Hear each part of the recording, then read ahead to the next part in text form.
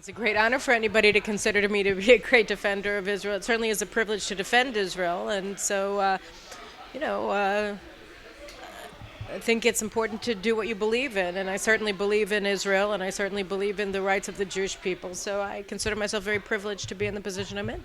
I think I started when I was in sixth grade, when Israel started getting attacked. You know, seventh grade during the Lebanon War.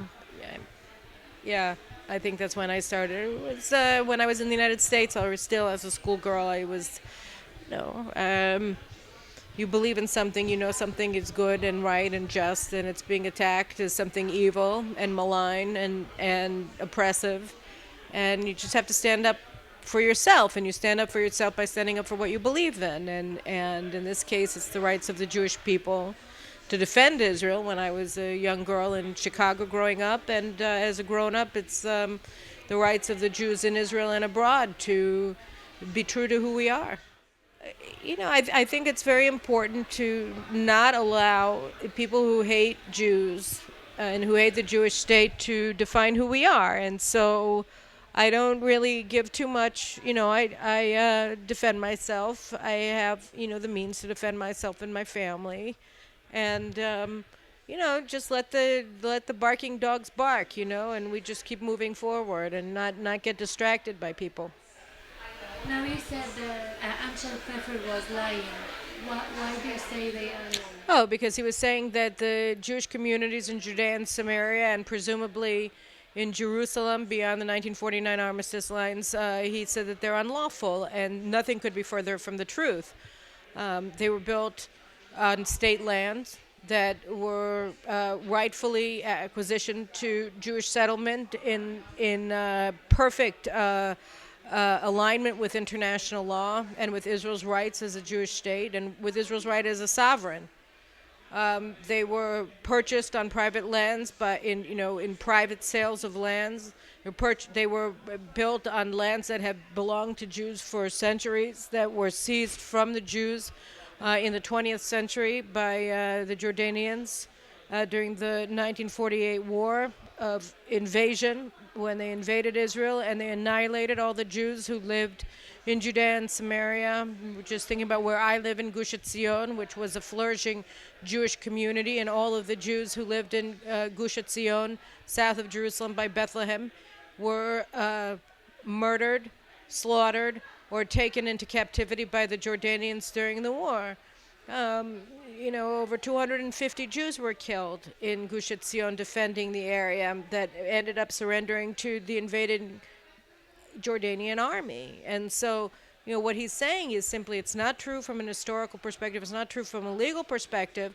And so by saying that the Jewish communities of Judea and Samaria are unlawful, what you're actually doing is libeling and slandering Jews and saying that our property rights are worthless, our national rights are worthless, our legal rights are worthless, because you want to embrace this propaganda war against Israel that says that, Jews only have rights if they agree with our political positions. If they disagree with my political position as a left-wing, far left-wing commentator in a far left-wing newspaper, Haaretz, then they're not going to be defended by me. Because I think that fighting anti-Semitism and fighting for Jewish rights means fighting for the rights of all Jews. Because one of the things that we found, even in Germany before the Holocaust, was that they enabled the whole-scale expansion of anti-Semitism to become all-encompassing against all Jews by getting buy-in to the notion that Jewish immigrants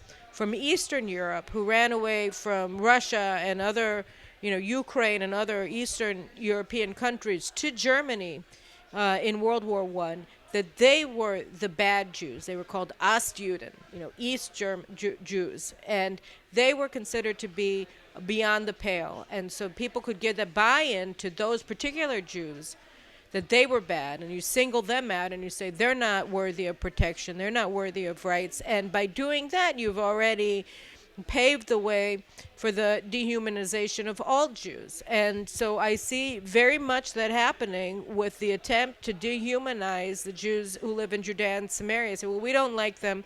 They're, politically costly for us to defend because so many people in the smart sets on the left say that they're illegitimate with no basis in fact, with no basis in law, with no basis in history, with no basis in anything other than prejudice. But if we go along with them in dehumanizing these particular Jews, then we can go along and get along, and then they won't hate us. And I think that it is an insidious thing that he did, and then that's why I felt it very necessary, to call him out immediately and not let what he said stand, even though the moderator was correct. He threw it out, and the moderator didn't want the panel to be taken over by this discussion, but at the same time, the moderator was absolutely wrong to think that because he just said it in the wrong place and he threw out a bombshell that it shouldn't be answered because it would take away. He said something that was anti-Semitic. Why do you think the leftists think like that? Why do they think it's illegal? I think that we've been the target of a very well-organized propaganda war that is as old as Israel, and it was ratcheted up after the Six-Day War, where they said, wait a minute, okay, the Jews were hated. Israel was allowed to exist when it was weak. But in 1967, when Israel was victorious against 3 invading Arab armies, when everybody in Western Europe thought that we were about to be annihilated, and they were so sorry for us because we were about to have another Holocaust, well, they got very angry when we won. And so then suddenly they embraced this narrative that said that the Jews are the oppressors because we weren't supposed to be that strong. We were always supposed to need them. And look, in the Six-Day War, we utterly defeated our enemies in battle. And we liberated our ancestral lands that had been illegally occupied by the Jordanians in the War of Invasion in 1948, 1949. And we weren't supposed to do that. We weren't supposed to actually win. And so I think that, that it was sort of at that time that you started getting this myth of Jewish oppressiveness, that we were Nazis, that by winning, by defeating enemies who wanted to commit genocide, we were evil, projecting the evil of our enemies, including, by the way, the enemies in Europe who just 2 decades earlier had been sending us to gas chambers so they can exculpate their guilt for their actual crimes by projecting them onto their victims in the form of imagined crimes that never actually took place. And again, when you look at the nature of the way that the Jewish communities in Judea and Samaria have been established through entirely legal mechanisms based on the legal use of state lands, the legal purchase of land from Arabs, and the legal reassertion of the rights to lands that were owned by Jews for hundreds and hundreds of years in places like Hebron until they were seized illegally by Arab terrorists in 1929. You see this is the way that the libel of these communities was manufactured. And it was manufactured in part as in a larger attempt to tell Jews that we are supposed to be weak, we're supposed to be at the mercy of our enemies, and to the extent that we're not, well, then we must be evil. The question is the criticism of Israel anti-Semitism. Is it significant for you, journalists that live in Israel? What? I didn't understand. Like to ask if the criticism of Israel is anti-Semitism. Any criticism of Israel that is based upon, and that you hear the undertones of it, and it's never hard to discern. When you hear that criticism is not a criticism of saying, look, why did you guys go after that target instead of that target? But why did you guys go after any target? How dare you defend yourselves? Meaning there's something inherently illegitimate about Israel defending itself. then that's anti-Semitism, because of course Israel has a right to defend itself, just like any country does. I mean, imagine how your country, how Mexico, or any country in the entire world would respond if they had just had 500 mortars and rockets shot into the territory with the with the deliberate goal, with the open goal of killing people just because they're Mexicans. How would they respond to that aggression? I mean, there's absolutely no question how every government in the world would respond to that kind of aggression. And yet, when it comes to Israel, we're immediately told, whether by the UN or the EU or a host of other nations, a host of organizations, that our response is disproportionate. It's disproportionate in the sense that it's disproportionately mild. I mean, we're not targeting them in the way in that way that they're targeting us at all. But what they're really saying is, you, Israel, do not have a right to self-defense. And that is inherently racist. That's inherently bigoted, because it's saying that Israel alone, among all the nations in the world, effectively is not allowed to respond to aggression carried out against it.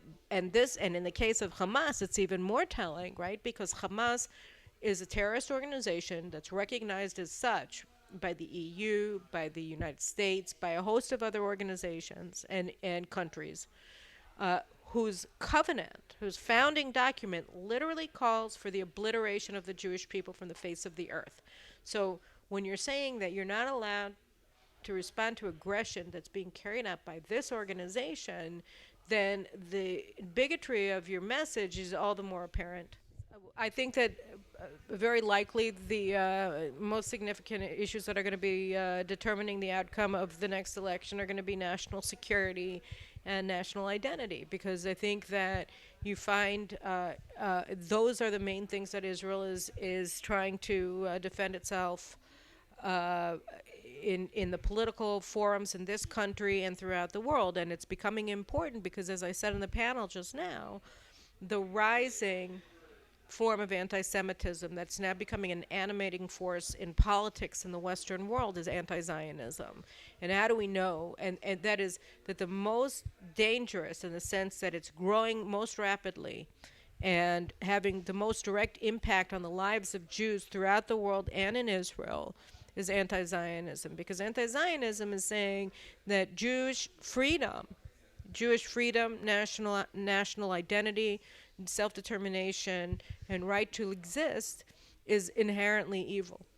And so you're seeing, that is the narrative that's being propagated in the international left, among Western governments, in Western politics. You see it in the Labor Party, in Europe, in the Labor Party with Jeremy Corbyn, that embraces this anti-Semitism, that embraces this Jew hatred, that denies basic civil rights to Jews, of the right to freedom, the right to live without molestation, based upon your embrace of Jewish nationalism. You see it in the United States, where it's now under the Rubicon of intersectionality, which is that you're whitewashing, enabling Jew hatred on the left in the United States by saying it's one of the many, that Jews are oppressors, like white racists, like males, like white males, whatever it happens to be, that the multicultural cohort is saying are the oppressors in their world, which defines who is good by being oppressed and victims, and being victimizers and oppressors. So when they say intersectionality, there was just an article in Politico in the U.S. media like last week, which was saying that the Democrats who want to be candidates for president in 2020, there's the wannabe leaders of the Democratic Party and the wannabe next president of the United States, they're embracing intersectionality. So that means that if that report is true, and it seems true, then you're seeing that mainstream Democrats are embracing this new Jew hatred of anti-Zionism as a mobilizing tool in politics. And we saw that with race-based Jew hatred, which we call anti-Semitism, in the early 20th century and in the late 19th century. And so this is a very, very dangerous thing. And when you see people on the left, Jews in particular, Jews in the United States in particular, have found their political home on the left for generations. being unable to countenance this reality, this growing force, and unable to combat it. I think that's one of the biggest dangers to Jews in the Western world today. And what are the mistakes of this government that maybe the next government should amend? I think that this government has been weak in combating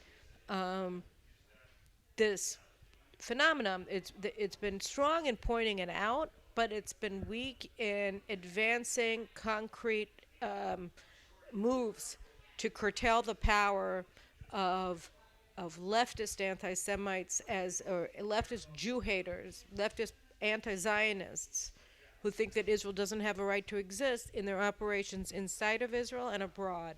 And so my hope is that the next government will have the kind of coalition of forces in the Knesset to be able to take concrete action against the problems and the dangers that this government has been able to identify and pinpoint, but due to the, just the realities of Israeli coalition politics, have not been able to take the kind of actions that need to be taken to fight back against this growing threat. Okay, diaspora Jews have to be able to stand up for themselves.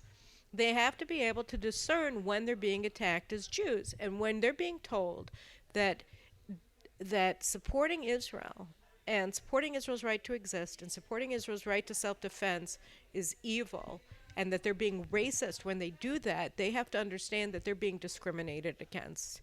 They have to be able to recognize the actual bigotry that's targeting them, and through them targeting Israel, and fight back. Because what we're seeing more and more of, particularly in the United States, and I have to admit I'm not really aware of the situation of the Mexican Jewish community, but as somebody who focuses a lot of attention on America, I see that the Jewish community in the United States, because it identifies with the left, and all of this is happening on the left, that they are more than willing to turn a blind eye to it because it's their camp and they don't want to fight it and they don't want to air the dirty laundry of their camp in public. I get that, but they are being discriminated against. It has horrible implications for the Jews in the United States and for the Jews all around the world, and they have to fight back. They have to say, we're not going to stand for this at all. And they have to fight the forces, particularly inside of the Democratic Party, that are rising today and that are openly discriminatory towards Jews.